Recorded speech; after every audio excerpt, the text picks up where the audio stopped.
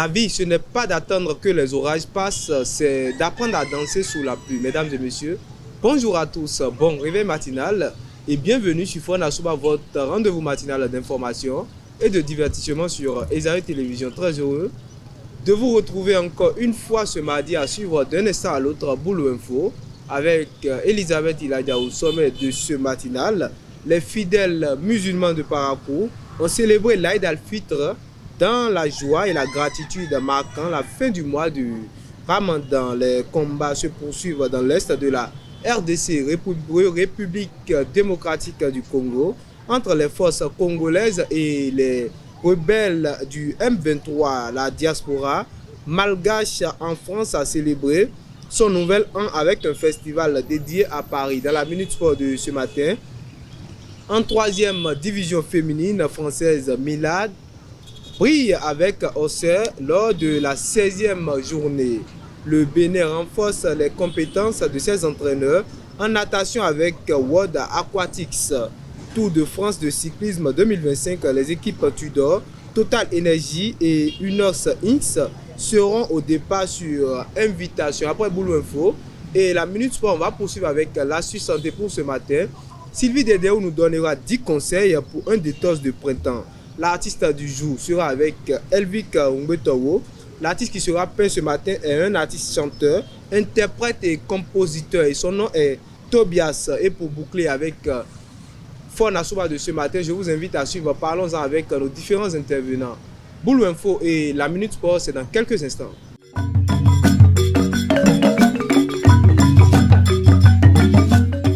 Boulou Info, c'est avec vous, Elisabeth Iladia. Bonjour. Bonjour Moudine. Bonjour à toutes et à tous et bienvenue dans Boulou Info. Les fidèles musulmans de Parakou se sont réunis sur le terrain du campus pour célébrer l'Aïd al-Fitr dans la joie et la gratitude après un mois de jeûne et de prière. Une fête marquée par des messages de paix et un appel de l'imam à poursuivre l'adoration au-delà de Ramadan. Retour sur cette célébration avec nos reporters.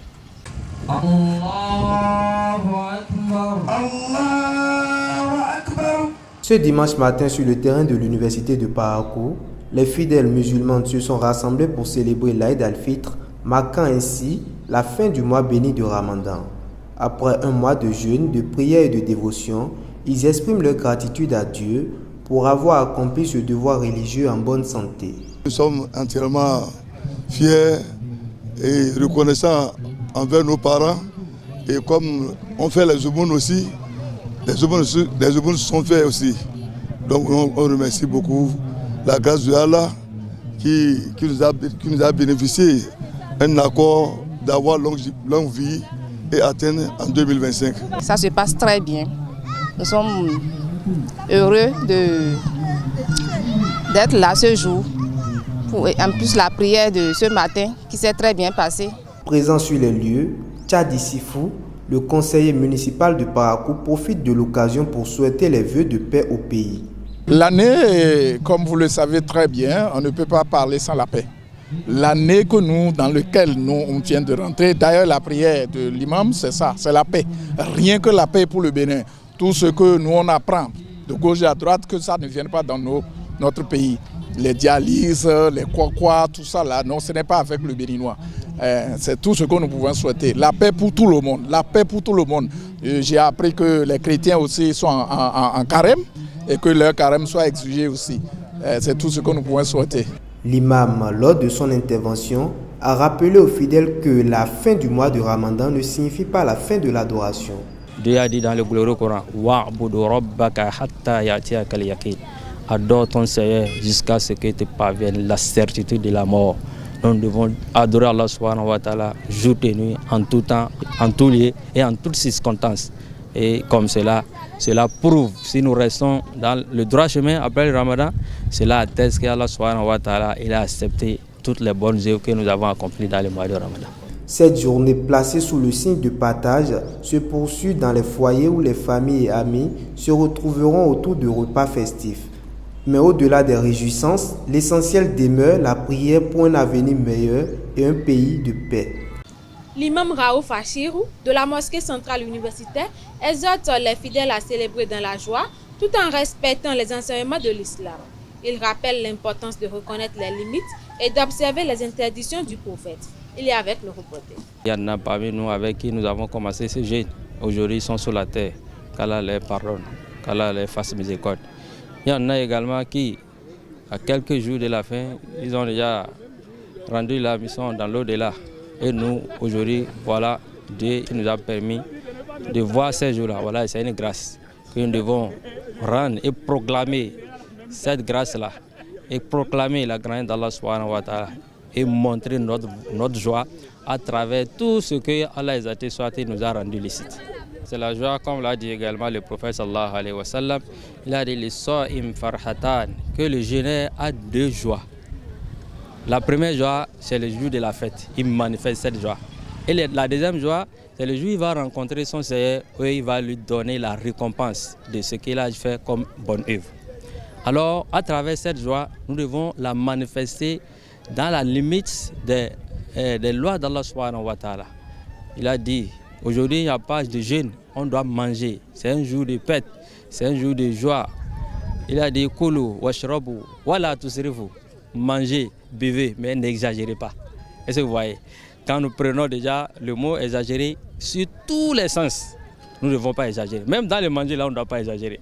Quand l'excès de manger aussi, ça peut te créer des problèmes. Vous voyez?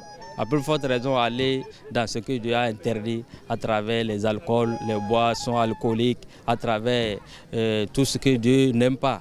Et il y en a certains, ils seront en train comment dirais-je, de déranger les gens dans leur tranquillité, dans la paix, en faisant de n'importe quoi dans les rues, dans les villes. Tout cela, ce n'est pas bon.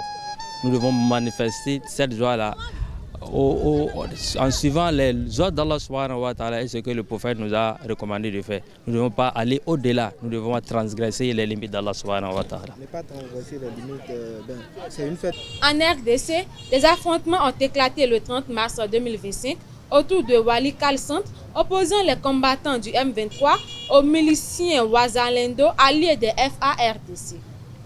Pendant ce temps, des pourparlers sont menés à Doha entre les délégations de Kinshasa et du M23, sans avancée majeure pour l'instant.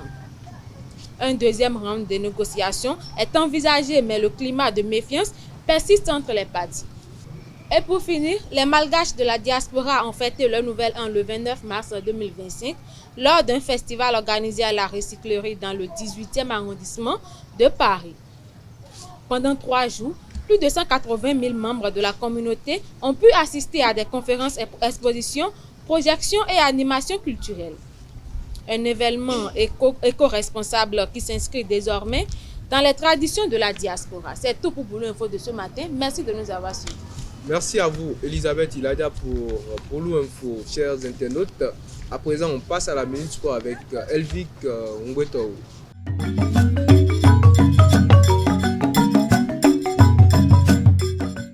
La Minute Sport, c'est avec vous, Elvic. Bonjour. Bonjour, Moudina. Amis internautes des télé, bonjour. L'AJOC Stade de Milad Sadikou et Lucie Tengue a enregistré une nouvelle victoire le dimanche 30 mars 2025 pour le compte de la 19e journée de la D3 féminine française. En déplacement, les Auxerroises se sont imposées 2-0 face au RC Saint-Denis. Titulaire, Milad a inscrit le premier but des Bleus à la 25e minute avant de céder sa place à la 79e minute. Lucie, de son côté, est entrée en jeu après 63 minutes de jeu. L'AJOC Stade reste premier au classement avec 35 points et un match en moins. Dans sa dynamique de professionnalisation du sport, le ministère des Sports du Bénin, en collaboration avec World Aquatics, organise une formation des entraîneurs de natation niveau 1 et niveau 2. Animé par Montero Avelino Gomez, expert sénégalais en World Aquatics, cette formation se tiendra du 2 au 12 avril 2025 à Abomey-Calavi, précisément à la piscine Holy Land Park. Le Bénin poursuit ainsi son engagement pour le développement du sport en dotant ses entraîneurs d'outils et de méthodologies conformes aux standards internationaux. Pour la première fois de son histoire, le Bénin prendra part au Gymnasiade U15. Du 4 au 14 avril 2015, la Serbie accueillera les Olympiques du sport scolaire et le tennis sera de la partie. Parmi les 33 jeunes athlètes béninois sélectionnés, 4 talents représenteront fièrement notre nation en tennis. Une opportunité exceptionnelle pour ces jeunes espoirs de se mesurer au meilleur et de défendre nos couleurs sur la scène internationale. Et pour boucler la Minute Sport, les équipes Tudor, Total Energy et Uno Ins Mobility bénéficient d'une invitation pour participer au Tour de France en juillet, ont annoncé lundi 31 mars 2025 les organisateurs peu après un changement du règlement de l'UCI. L'Union cycliste internationale a en effet validé lundi la participation de 23 équipes sur les 3 grands tours dès cette année, permettant aux organisateurs d'offrir une 3e invitation à une formation de leur choix.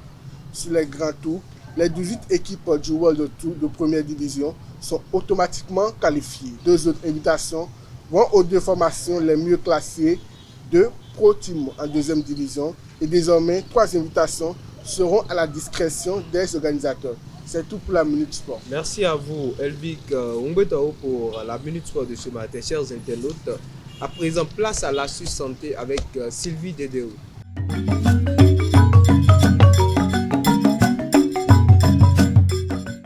L'astuce santé, c'est avec vous, Sylvie. Bonjour. Oui, Dinawani, bonjour.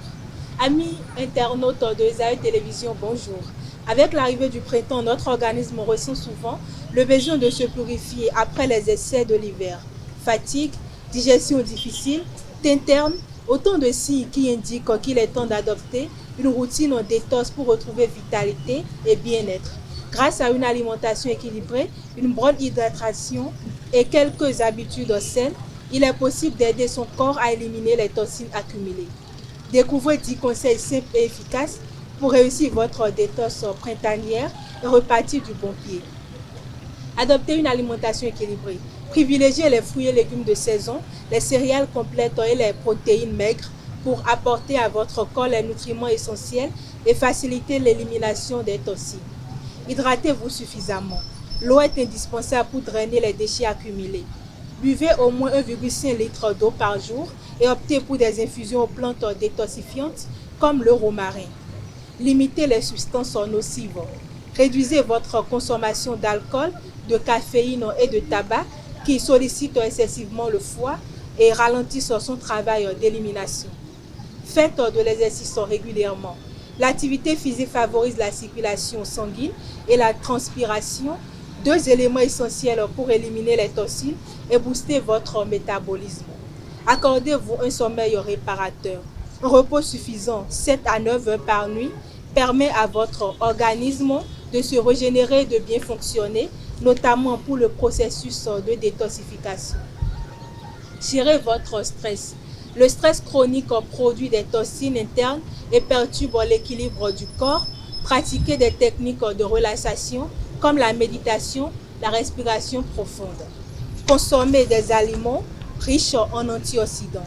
Les fruits rouges, les agrumes, le thé vert ou encore les légumes verts aident à neutraliser les radicaux libres et protègent les cellules de votre organisme. Favorisez les aliments fermentés.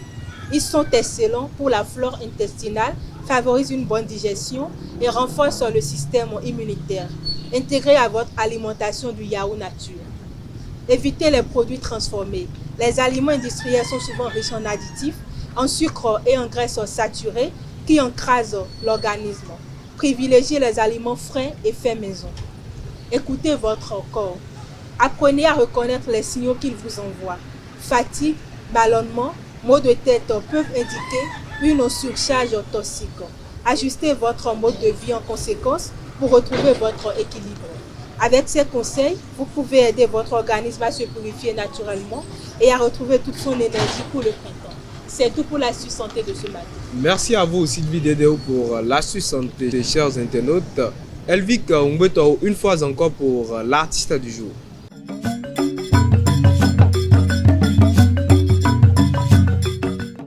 Tobias, l'artiste du jour, c'est également avec vous, Elvic. Bonjour à nouveau. Bonjour à nouveau, Medinawani. Amis internautes des Esaü Télé, bonjour à nouveau. Tobias est un musicien, chanteur, interprète, auteur et compositeur originaire du Bénin. Sa passion pour la musique a été initiée au sein de la chorale des jeunes Angel Voice de l'église protestante méthodiste Bethléem de Boycon, une expérience déterminante dans son parcours artistique. Après avoir obtenu son baccalauréat et entrepris des études universitaires à Parakou, il a découvert son don inné pour la musique. Attiré par les sonorités R&B et hip-hop, Tobias a été influencé par des artistes tels que Vano Baby, Fanico, Nicanor et bien d'autres. Il s'est perfectionné en collaborant avec le groupe des jeunes rappeurs Diatold R et d'autres artistes à Parakou.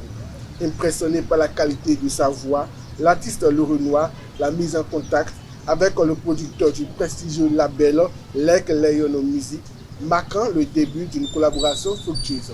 C'est tout pour l'artiste.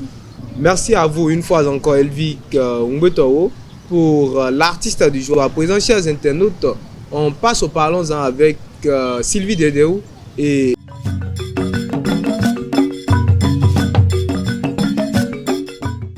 parlons-en, c'est avec vous. Sylvie, bonjour à nouveau. Bonjour à nouveau, Mouidi. Elisabeth Iladia, bonjour à nouveau. Bonjour, Mouidi. Alors, chers internautes, le sujet de ce matin est le suivant. La lune de miel, est-ce un gaspillage? Et le débat, c'est avec vous. Elisabeth Iladia, quand on parle de lune de miel, ça sous-entend quoi pour vous? Dans la lune de miel, c'est le voyage que font les mariés et après le mariage, tout juste après le mariage, pour passer du temps ensemble et se détendre. La lune, on connaît tous ce que ça veut dire, hein? Sylvie, lune de miel. Bon, lune de miel, pour moi, c'est l'étape qui suit juste après le mariage. Et ça consiste à consommer le mariage. On peut voyager pour la lune de miel, par exemple, comme on peut ne pas voyager, selon moi. C'est en fonction de ces moyens. Alors, Sylvie, la lune de miel, est-ce un gaspillage? Bon, pour moi, ce n'est pas un gaspillage. Pour Sylvie, ce n'est pas un gaspillage. Et vous, Elisabeth, la lune de miel? Bon, moi, je crois que c'est un gaspillage. Essayer de vouloir être parfait pour sa lune de miel, c'est un gaspillage. Pas essayer de vouloir être parfait, mais la lune de miel, c'est un gaspillage. En tout cas, pour certains couples, c'est vraiment un gaspillage. Je reviens, Sylvie dit que la lune de miel, ce n'est pas un gaspillage. Pourquoi? Déjà, je crois que bon, quand on se marie, la lune de miel, c'est une fois toute sa vie.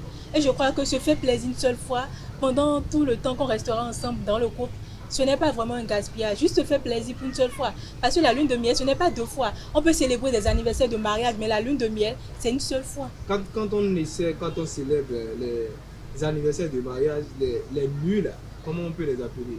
Mais ça, ce n'est plus lune de miel. Juste vous essayez d'organiser une petite fête où vous vous détendez en couple, où vous invitez vos amis. Ça, c'est différent de la lune de miel. La lune de miel, c'est l'étape qui vient tout juste quand vous vous mariez. Supposons que vous êtes mariés ce matin, dans la nuit, par exemple, bien le lendemain, vous décidez par exemple, bon, de faire votre lune de miel. Ça peut ne pas être forcément voyager. Ça peut ne pas être forcément voyager.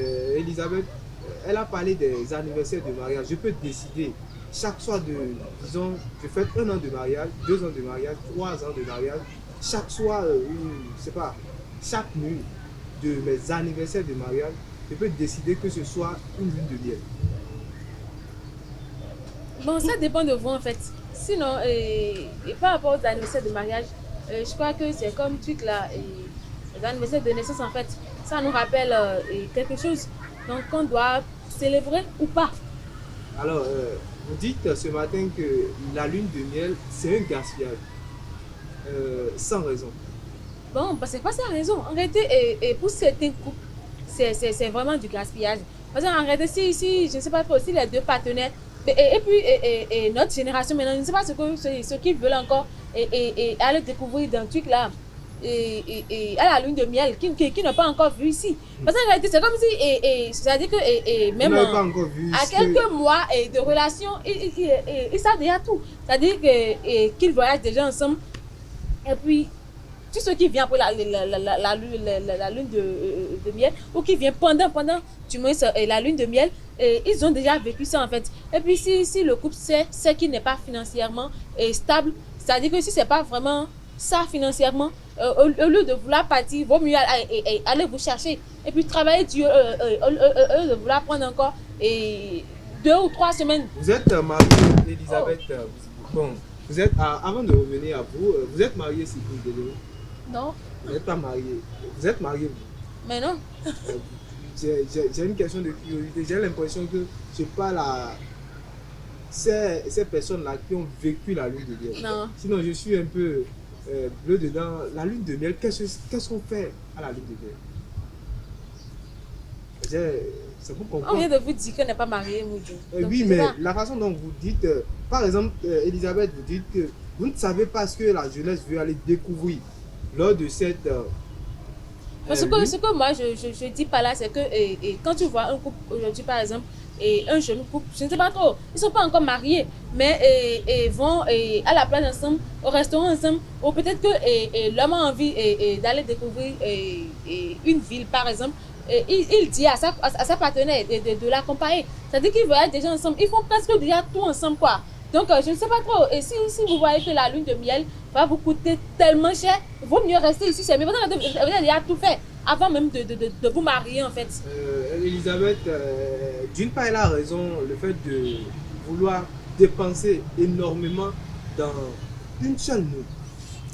Déjà, c'est pourquoi j'ai dit tout à l'heure que la lune de miel, on peut voyager comme on peut ne pas voyager. Je peux par exemple décider de faire la lune de miel. Bon, supposons que j'habite à Cotonou. Parfois, on décide de rester, mais on dépense plus que le voyage. Mais chacun fait selon ses moyens. Je peux vouloir organiser ma lune de miel, par exemple. Et parce que, bon, supposons que les gens ont l'habitude de le faire à 100 000 francs. Moi, j'ai 10 000 francs. Je peux le faire selon mes moyens. Supposons que je suis à Cotonou, par exemple. J'ai dit un exemple. Je ne vais pas donner le prix. Moi-même, je ne connais pas le prix. Supposons que je viens à Cotonou, par exemple. Je peux décider, bon, allons à Porto Novo, par exemple, pour aller faire notre lune de miel. On n'a pas besoin de voyager, prendre un vol, forcément. Il y a, par exemple, des appartements meublés qu'on peut louer. Juste pour la nuit. Pourquoi on ne peut pas rester dans la je maison n'ai à louer? Je n'ai pas dit qu'on ne peut pas rester dans la maison à louer. Mais bon, je crois que c'est quelque chose qu'il faut changer quelque chose dans ce qui est notre habitude, par exemple. Vous avez toute votre vie pour vivre dans la maison à louer. Je ne sais pas trop. À vous de voir. On peut décorer la maison. On peut décorer la maison. Voilà, quelque chose de différent. Vous pouvez même prendre votre chambre. Supposons que vous êtes déjà chez vous, ou carrément vous avez loué une chambre. Vous pouvez décorer avec des fleurs, de la lumière, tout ce qu'il faut, quoi. Pour en tout cas faire quelque chose de différent. Elisabeth a dit tout à l'heure que bon, on a l'habitude de voyager, en tout cas aller au restaurant et tout. Vous pouvez faire quelque chose de différent de ce que vous avez l'habitude de faire. Ajouter une touche particulière juste pour signifier que bon, c'est un moment important de notre vie. Si vous étiez à Cotonou, vous pouvez aller à Parcours, à Commun pour aller célébrer la lune de miel. Venez à Parcours aussi, pourquoi pas. Elisabeth, vous dites que la lune de miel, c'est un gaspillage. Est-ce que vous ne pensez pas que le fait de vouloir rendre ça dulciné, c'est pas...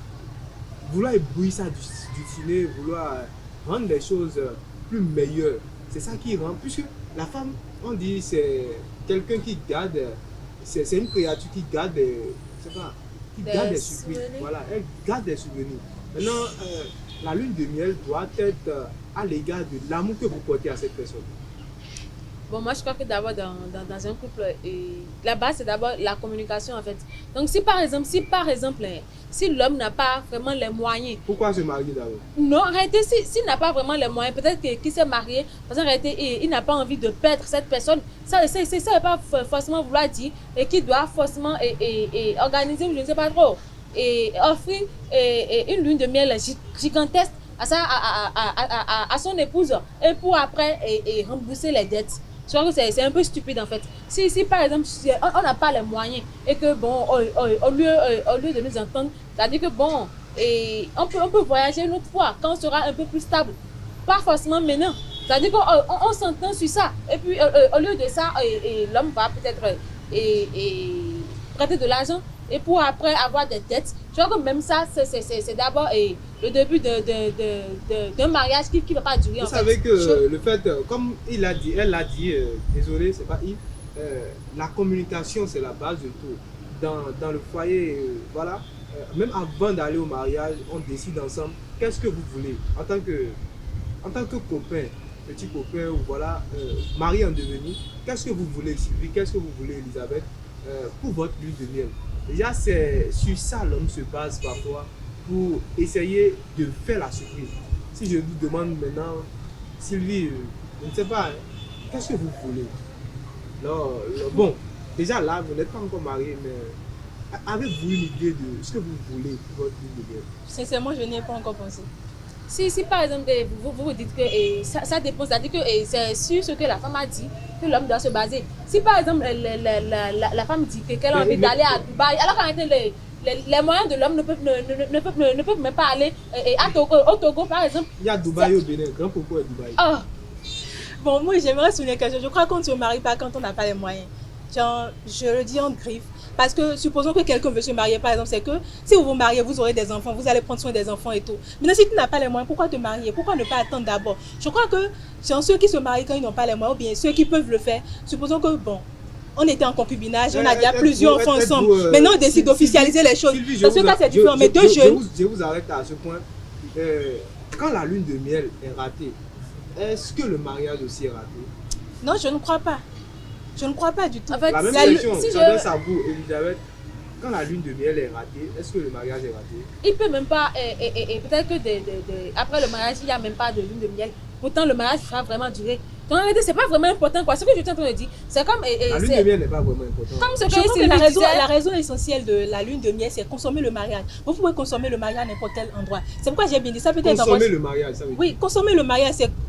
Vous n'êtes pas un enfant quand même. Non, je ne comprends pas. C'est dans la soirée de la lune de miel que le coucou chante ensemble. Voilà, c'est un peu ça. Adultes. Maintenant, vous pouvez le faire, par exemple, dans votre chambre où vous avez l'habitude de vivre. Mais juste, ajoutez juste une touche particulière. Peut-être vous avez quitté votre mariage, par exemple, vous n'allez pas venir dans la chambre juste avec des lions, des ordres et tout. Au moins, arranger la chambre, juste une lumière, en tout cas, quelque chose pour différencier. Même avec 5000, là, on a les pétales de rose qu'on jette sur le lit. Mais quelque chose de différent, on n'a pas dit, bon, allez dépenser des millions, voilà. Allez prendre un vol et tout. Mais votre femme, par exemple, qui a envie de voyager à Dubaï, par exemple, vous pourrez amener le Dubaï là chez vous à la maison. Vous savez, il y a les manières de décorer pour montrer que bon, même si c'est pas exactement l'endroit là, voilà, mais si c'est pas Dubaï, mais supposons qu'elle a envie d'aller à la piscine par exemple, ou bien un truc comme ça, vous pouvez amener ça même chez vous, quelque chose pour différencier, c'est tout. On ne vous dit pas de reproduire trait pour trait ce qu'elle a envie de faire, parce qu'elle connaît votre poche.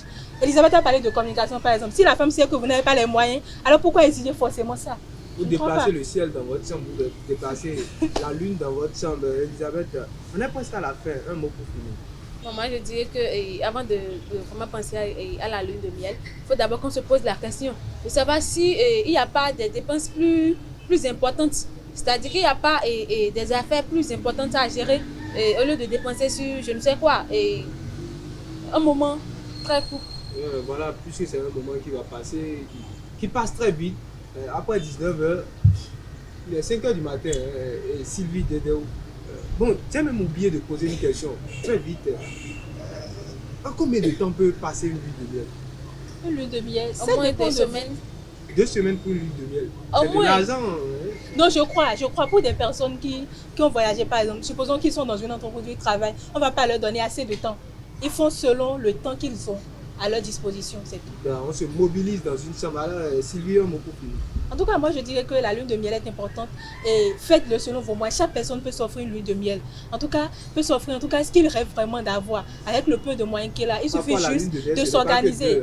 Il suffit juste de s'organiser. La lune de miel n'est pas que 2. Oui, puisque bon, vous n'allez pas comprendre maintenant. Vous avez dit que vous n'êtes pas encore marié, non? Vous allez bientôt comprendre. Merci à vous, Sylvie. Dédéou.